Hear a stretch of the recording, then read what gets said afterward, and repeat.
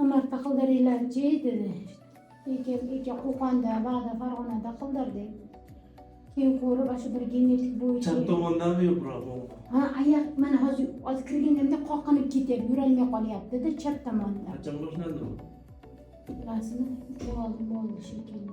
Kichkinaligida ahamiyat bermagan ekanman, nima katta bo'lgan sari ana shunda boshlandi.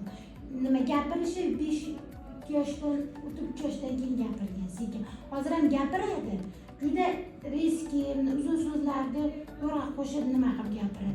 Bolaligida ehtimol o'sha chap tomonida harakat yomon bo'lgandir. Bo'lishi mumkin, biz unda E'tibor bermaganman, bo'lishi mumkin-da.